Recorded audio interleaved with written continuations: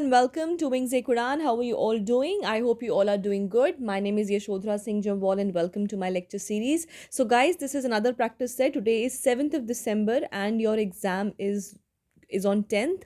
और I hope आप सब बच्चे जो हैं वो फ्री मॉक टेस्ट में पार्टिसिपेट कर रहे हैं. अपना रैंक आपको पता चल रहा है क्या आ रहा है अभी की प्रिपरेशन से. अभी भी 2 दिन हैं. सो आई वोंट से कि जिन्होंने कुछ नहीं पढ़ा है वो बहुत कुछ कर सकते हैं. बट ऑफ कोर्स आपकी प्रिपरेशन अच्छी है, सो टेस्ट ज़रूर आप दीजिए. That will be my recommendation to you. Fine. So the first question for today is, in which of the following states of India is Gharana wetland located? Is it Himachal Pradesh, Uttarakhand, Assam or Jammu Kashmir? So answer to this question is Jammu Kashmir. Right. अब basically ये ज़्यादा news में इसलिए था because Jammu authorities जो है ना वो प्लान कर रही हैं कि इसको मतलब प्रेपरेशंस चल रही हैं, अंडर वे हैं to develop this wetland into a bird sanctuary. Right, bird sanctuary. Right. And why? क्योंकि ये जो वेटलैंड है ना यहाँ पे रेजिडेंट बर्ड्स तो हैं ही हैं, बट माइग्रेटरी बर्ड्स के लिए भी ना ये एक बहुत फेवरेबल वेटलैंड है. इसीलिए इसको जो है वो डेवलपमेंटल प्लान्स जो हैं इसके ऊपर चल रहे हैं. ऑलमोस्ट 65 स्पीशीज़ ऑफ बर्ड्स जो है वो इस वेटलैंड के ऊपर सर्वाइव करती हैं. ठीक है, सर्वाइव एज इन लाइक इसके ऊपर डिपेंडेंट है. एक इकोसिस्टम बहुत हेल्दी है ये. ठीक है, चलो next question. Which clause of और section of the Jammu Kashmir reorganisation act deals with the appropriation of bills? 36, 39, 41 और 43. So the answer is 43. ठीक है, याद रखने वाला पॉइंट है. Next, a list of all central laws made applicable to the UT of Jammu Kashmir is provided under which schedule of the Jammu Kashmir Reorganization Act? Is it second, third, fourth और fifth? तो याद रखना इसका answer is fifth schedule. ठीक है, चलो. In which year a botanical garden was set up in memory of India's first prime minister in Jammu Kashmir? देखो, India's first prime minister है मतलब we talking about Jawaharlal Nehru botanical garden which is in Srinagar, right? यही मतलब हुआ इसका. और कब बना था? 1969. ठीक है, चलो. Dash is the everlasting green valley lying on the northeast of the Bhadarwah town of the Doda district. Is it Jai Valley, Nubra, is it Sharavati or is it Silent Valley? देखो, Silent Valley, Sharavati Valley तो हो नहीं सकता and Nubra Valley भी नहीं हो सकता because we know कि वो डोडा डिस्ट्रिक्ट का तो पार्ट नहीं है. So the answer is Jai Valley. and जो बदरवा के लिए उनके लिए तो ये ईजी क्वेश्चन था, बट जो जम्मू के हैं या दूसरे इलाकों से हैं, सी और डी तो ऑब्वियसली बाहर हो गया. दोनों में से आपको कंफ्यूजन हो सकता है, बट याद रखना the answer is Jai valley. ठीक है, it is approximately 32 kilometres north east of the Bhaderwah town. ठीक है, चलो next. Which union territory is known as Khapachan, that is the land of snow? Is it Ladakh, Shimla, Gangtok और इज इट देहरादून? तो याद रखना the answer is Ladakh. Khapachan का मतलब ही वही होता है that area which is full of snow, that is the land of snow of course. ठीक है, so the answer is Ladakh. ठीक है, and why is it called so? because of the extreme जो cold यहाँ पर होता है और extreme snowfall जो यहाँ पे होता है उसकी वजह से. चलो next is, who built the Rajouri fort at the Dhanidhar village? Is it Nuruddin Al-Biruni, is it Mia Hattu or is it Raja Prithvi Paul? So what is the answer? The answer is Mia Hattu. ठीक है, सो मियाँ हत्तू ने जो है around 19th century के around जो है ये बिल्ड किया था राजौरी का fort. And the objective of this fort was to store, it was like a storage of what, food grains हो गया, सेफ्टी प्रिकॉशंस के लिए, उन चीज़ों के लिए दीज फोर्ट्स वर यूज. तो the answer is Mian Hattu for Rajouri. Next is, which article of the Indian Constitution stated the temporary provisions of the Jammu Kashmir? 356, 343, 393 और 370. So I think इसका आंसर सभी को पता है. The answer is Article 370, which gave temporary provisions to Jammu Kashmir like a special status.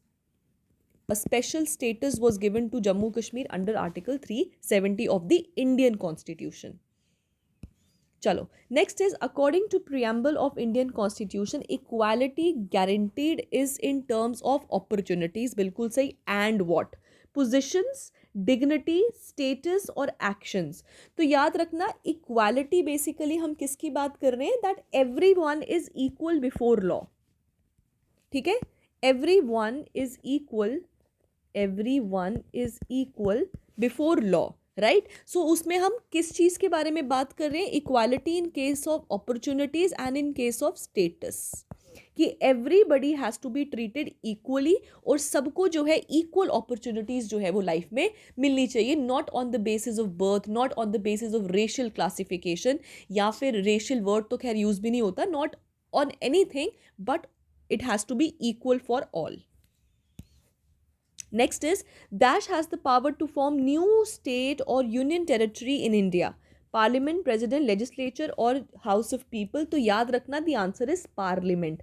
गलती से President मत करके आना, क्योंकि Indian Constitution में आर्टिकल 2 और आर्टिकल 3, राइट, कभी टाइम होगा तो इनका डिफरेंस भी करेंगे, 2 और 3 में डिफरेंस क्या होता है आर्टिकल्स में, वो कभी और के लिए। अभी के लिए इतना याद रखो कि आर्टिकल 2 और 3 डील करता है न्यू स्टेट के साथ, किसी न्यू यूनियन टेरिटरी के साथ, या फिर किसी स्टेट यूनियन टेरिटरी को रीऑर्गेनाइज करना। रीऑर्गेनाइज मतलब बाउंड्रीज बढ़ानी घटानी, ये सब चीज़ों के साथ जो है उसमें किसको पावर दी गई है, constitution has given the authority to the parliament. Parliament के पास ये पावर है, प्रेसिडेंट के पास नहीं, लेजिस्लेचर के पास नहीं, हाउस ऑफ पीपल के पास नहीं, it is the parliament. Next is the executive power of the union is vested in which one of the below, prime minister, home minister, vice president और प्रेसिडेंट। सो याद रखना it is your president. ठीक है, सो जो executive powers होती है ना union की, वो किसके पास है, वो प्रेसिडेंट के पास है। Okay, next is abolition of titles is mentioned in article dash of the Indian Constitution. तो कौन सा वाला है, 15 है, 13 है, 18 है कि 17 है, तो याद रखना abolition of articles is article 18, right? और article 17 बड़ा ज़रूरी है, it is untouchability, it is for untouchability, ठीक है। चलो, next is in India, lower house is constituted on the basis of what? Fraternity, universal adult franchise, equality और secularism. तो जो लोअर हाउस होता है, लोअर हाउस का मतलब हो गया लोकसभा की बात हो रही है, मतलब हाउस ऑफ पीपल की बात हो रही है। तो वो कैसे बनता है, ऑब्वियसली वो बनता है आपका यूनिवर्सल एडल्ट फ्रेंचाइज के ऊपर, यूनिवर्सल एडल्ट फ्रेंचाइज के ऊपर बनता है। ठीक है, नेक्स्ट, ओके, वाइल एंजॉइंग, यही है ना, हाँ जी, while enjoying the right to freedom one must not, underline the keyword, assemble peacefully, move freely in India, follow fundamental duties और थ्रेटन फ्रीडम ऑफ अदर्स। देखो, अगर आप इसमें ऑट को सॉरी नॉट को मिस कर दोगे ना, तो आपका आंसर बिल्कुल ही अलग बन जाएगा। ठीक है, तो हो सकता है आप ए और सी में कंफ्यूज हो जाओ।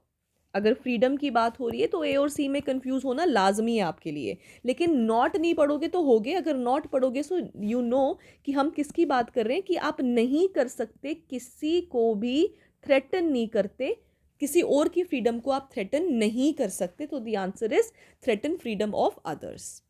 ठीक है, चलो next, how many vice president did the constituent assembly have, 3, 2, 1 और 4। तो याद रखना कॉन्स्टिट्यूएंट असेंबली के president was your C Rajagopalachari, sorry that was Rajendra Prasad, my bad, doctor Rajendra Prasad. ठीक है, और वाइस प्रेसिडेंट कौन थे, पहले एक ही थे, उसके बाद एक और आए थे, मतलब कि 2 थे, राइट। कौन कौन से थे, it is important from history point of view also, modern history के पॉइंट ऑफ व्यू से भी और पॉलिटी के पॉइंट ऑफ व्यू से भी। तो याद रखना it was H.C. Mukherjee and your UT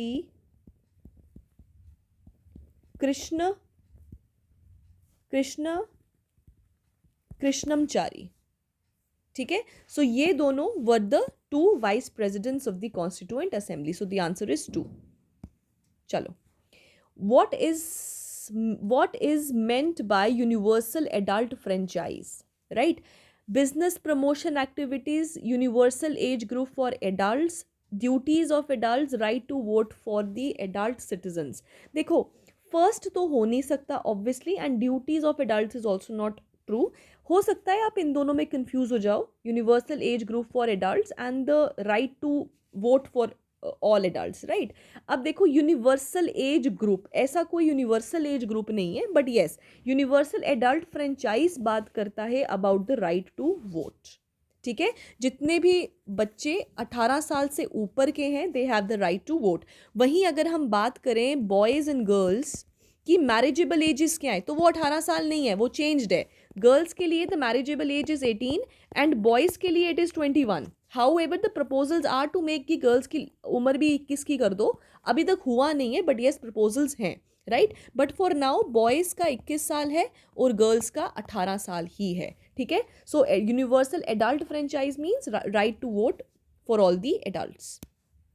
चलो, subject of marriage and divorce is discussed in which list, state, union, district और कंकरेंट। सो डिस्ट्रिक्ट नाम की तो कोई लिस्ट होती ही नहीं है, तो पहले सी ऑप्शन को बाहर निकालो। स्टेट ओके, यूनियन, कंकरेंट, तो याद रखना it is concurrent, right. Concurrent का मतलब क्या होता है, बोथ स्टेट एंड यूनियन दोनों के पास पावर होता है इसके रिलेटेड लॉस को फ्रेम करने के, राइट। अनदर पॉइंट, अगर स्टेट और यूनियन दोनों में अगर कोई पॉइंट ऑफ कंटेंशन आ जाए, बोन ऑफ कंटेंशन आ जाए, या किसी भी बात के ऊपर दोनों अड़ जाएं, तो दोनों में से किसका जो बात है वो प्रिवेल करेगा, it is always the union. इसलिए हम लोग क्वाजी फेडरल हैं। डिवीजन ऑफ पावर्स तो है, but we have a strong centre which is union. अच्छा, एक और चीज, कॉन्स्टिट्यूशन में कहीं पर भी ना सेंट्रल गवर्नमेंट मेंशन नहीं है, इट इज ऑलवेज यूनियन। ठीक है, सो यूनियन मीन सेंटर। चलो, next is in which constitution amendment did Panchayati Raj become constitutional. So याद रखिएगा 73rd एंड 74th, चलो 74th तो इसमें है ही नहीं, 73rd ही आंसर है। 73rd 74 deals with the local self government, कल डिस्कस किया था, द आंसर इज 73rd। ठीक है, चलो। अच्छा, आप मुझे कमेंट सेक्शन में ना पंचायती राज के ना आर्टिकल्स बताओ, कौन कौन से आर्टिकल्स डील करते हैं पंचायती राज के साथ। ठीक है, चलो। Next is financial emergencies provided in 356, 352, 370, 360 और 370। 370 तो हो नहीं सकता, emergency के साथ डील नहीं करता है। याद रखिएगा जो आर्टिकल 360 है ना, that is the financial emergency, right. क्या कभी इंडिया में फाइनेंशियल इमरजेंसी लगी है? जी नहीं, आज तक कभी नहीं लगी है, नेवर। एक बार लगने वाली थी 1990 1990s की बात है, जब फाइनेंशियल इमरजेंसी की पूरी सिचुएशन वैसी बन गई थी, but still we were good enough, we were capable enough that we could escape that emergency, और हमारे यहाँ पे इमरजेंसी नहीं लगी। So financial emergency article 360 and कभी लगी है? नहीं लगी है। चलो, who suggests conditions for acquiring Indian citizenship? It is preamble, parliament, minister of law और attorney general। देखो, आप पढ़ते हो ना सिटीजनशिप एक्ट, एक्ट्स पढ़ते हो, 1956 नंबर ऑफ अमेंडमेंट्स आए हैं उसमें। ठीक है, अब देखो वो जो एक्ट्स है ना, वो एक्ट्स बने ही इसलिए गए हैं क्योंकि कॉन्स्टिट्यूशन पावर देता है पार्लियामेंट को, राइट। और पार्लियामेंट क्या करती है? थ्रू एक्ट्स जो है वो चीजों को लागू करती है। So obviously the answer is parliament. ठीक है, Which of the following articles of the Indian Constitution deals with the tenure of the president? सबसे पहले tenure कितना होता है? That is of 5 years। ठीक है, अभी हमारी president कौन है? That is श्रीमती द्रौपदी मुर्मू, जो आपकी फर्स्ट ट्राइबल पर्सन है and also the first tribal lady. So first tribal lady भी है और उसी के साथ she is the first tribal person to be the president of India, right. Under which article? तो याद रखिएगा आर्टिकल इज 56। ठीक है, चलो next. Who was the vice president of the interim government? Viceroy, Stafford Cripps, doctor Rajendra Prasad, और is it Jawaharlal Nehru? So interim government के time period में ना it was Jawaharlal Nehru, right. So he also served as a de facto vice president also. ठीक है, सो अगर पूछा जाए तो इसको भी याद रखना, डी फैक्टो लगा देंगे आगे तो भूल मत जाना। ठीक है, चलो। Who has the right to dissolve House of the People? President, People of India, Prime Minister और Council of States? तो देखो, House of People की बात हो रही है, we're talking about the lower house, that means Lok Sabha. So Council of States is Rajya Sabha, so therefore no. Prime minister yes, मतलब prime minister कह सकते हो कि अगर वो रिजाइन कर दे मतलब obviously the house will collapse. People of India no. But right to dissolve मतलब किसके हस्ताक्षर असेंट के बाद खत्म होता है, इट इज प्रेसिडेंट. ठीक है, प्राइम मिनिस्टर नहीं. प्राइम मिनिस्टर तो खुद आपके जो हैं हम गवर्नमेंट की अगर हम बात करें तो यस, प्राइम मिनिस्टर रिजाइन करें तो गवर्नमेंट हैज़ टू डिसॉल्व. लेकिन अगर हम बात करें राइट किसके पास है, it is the president. President का असेंट लगेगा तभी जो है हाउस ऑफ पीपल डिसॉल्व होता है. Last is Indian legislature is dash in nature, unicameral, supreme, subordinate और बाय कैमरियल. तो याद रखना Indian legislature is bicameral. Why? Because we have the upper house and the lower house, which is the Rajya Sabha and the Lok Sabha. और साथ ही में division of powers that is federal. ठीक है, और एक ही level पर जब division हो जाए that is your by cameralism which is Rajya Sabha and Lok Sabha. And similarly ये आ गया यूनियन दैट इज सेंटर. और अगर स्टेट की बात करें it is legislative assembly and legislative councils. सब में काउंसिल्स लिए, कुछ ही स्टेट्स में काउंसिल्स हैं. ठीक है, सो इसको याद रखिएगा. अच्छा, एक और चीज़, अगर आपको पूछा जाए कि बाई कैमरलिज्म कब आई थी तो याद रखना it was introduced in government of India act 1919. ठीक है, so bicameralism was introduce in India under the government of India act GOI 1919. ठीक है, so guys these were the 24 questions for today. I will see you guys tomorrow and keep revising and all the very best to you all.